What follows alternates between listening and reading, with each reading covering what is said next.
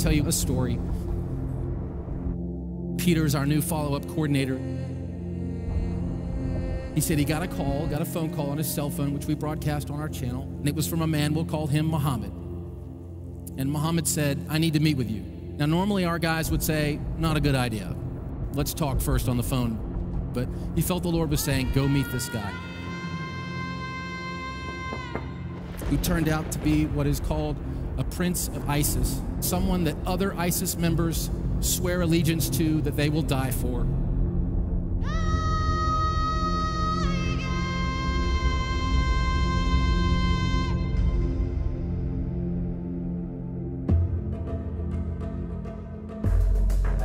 The prince was a religious person in ISIS, and they considered him like a leader who teaches the Quran.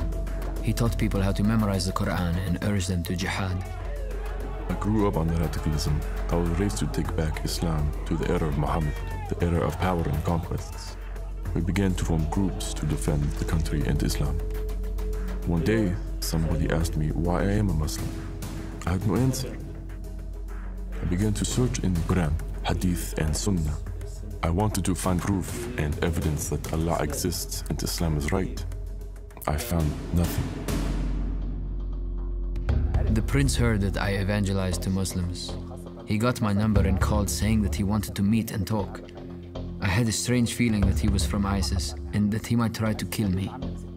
But I had a peace inside that the Lord would protect me, as he had a reason behind this encounter. So I set up an appointment, knowing that he could try to kill me. When I went to Peter, I was scared, but I wanted to search for the truth. So he went and he met with Muhammad, and he said the Lord spoke to him in that moment. He said, be bold with him. I said to him directly, our God is not yours. When I listened to Peter, I felt his words were arrogant. His words had awakened Muhammad, the radical one. Because of my anger, for a moment, I forgot why I came to Peter. I suddenly had one thought. How should I kill him? He boldly proclaimed the gospel to this man, this bearded man. He started crying while I was telling him these words. What made me cry? I don't know. While he was crying, I put my hand on his shoulder and started to pray. He then got up and left me. I felt he was not stable. They met. They went their separate ways. He called again. The man came back very shaken.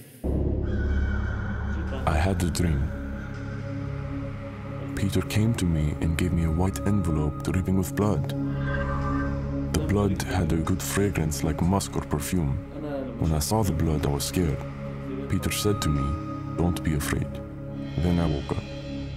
Later, Peter told me, without the shedding of blood, there is no forgiveness of sins. The prince asked, what should I do to ask forgiveness? I said, the Lord gave it to you for free. You just need to accept it. And gradually, I began to disciple him. So they came together, and Muhammad said, Peter, I have a confession. I have to tell you that the first time I was going to meet with you, I intended to kill you. And I'm sorry. And he fell on his face and he repented. I began to visit Peter regularly, and I saw love that didn't exist in Islam. He started walking with the Lord right away. He shaved his beard. He changed his whole life. Then he asked to be baptized. Once I got out of the water, I felt a victory and a joy I could not describe. He is conducting a Bible study for 3 Syrian people in his area. The true book, in my opinion, is the Bible. I found the truth in Jesus Christ. And because I have surrendered my life to the Lord, I am certain He will never forsake me.